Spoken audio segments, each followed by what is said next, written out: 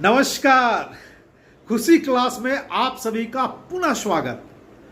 पूरा विश्वास है आप सभी खुशी क्लास के पिछले एपिसोडों को अवश्य देखा होगा। जीवन में नौ तरंग भरती खुशियां, संघर्ष में ताकत भरती खुशियां, क्या जतन करें जो ये खुशियां सदैव हम में व्याप्त रहे, विद्यमान रहे। क्या करें, क्या और कैसे कैसे। छोटी कहानी सकारात्मकता से लबरेज, जो हमारे जिंदगी को सकारात्मक पथ पे डाल देती है और वहीं से तो मिलती है खुशियां, अपार खुशियां। छोटी कहानी। एक राजा को उस राज्य का बहेलिया दो खूबसूरत बाज भेंट किया।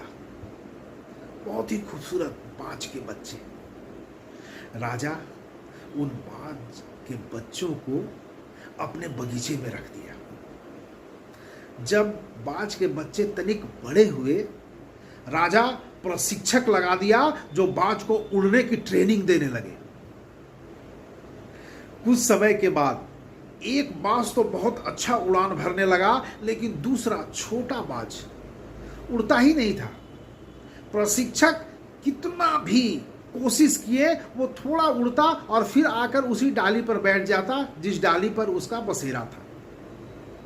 प्रशिक्षक परेशान, अंततः थक हार कर वो राजा के समक्ष सरेंडर कर दिए। कहा, एक बाज तो राजा साहब उड़ना सीख गया, पर छोटा बाज को हम लोग सिखा नहीं पाए। राजा भी चिंतित। वो राज्य में बुनियादी करवा दिया कि जो भी छोटे बाज को उड़ना सिखाएगा उसे भरपूर इनाम दिया जाएगा। इनाम के लालच में और सारे प्रशिक्षक फिर से कोशिश किया, लेकिन छोटा बाज उड़ता ही नहीं। अगर उड़ता भी तो तनिक ऊपर जाता और फिर आकर डाल पर बैठ जाता। एक दिन राजा के समक्ष खुशखबरी आई। उसे बताया गया कि छोटा बाज भी अब उड़ने लगा है।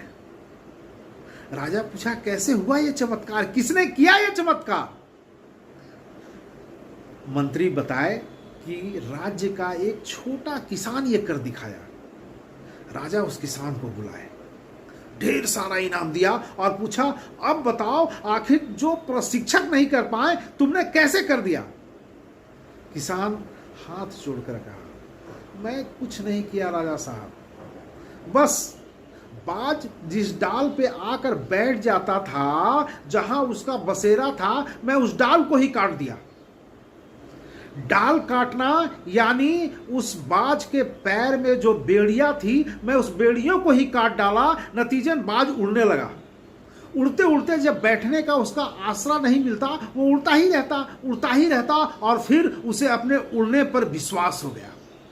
बस यही किया राजा साहब।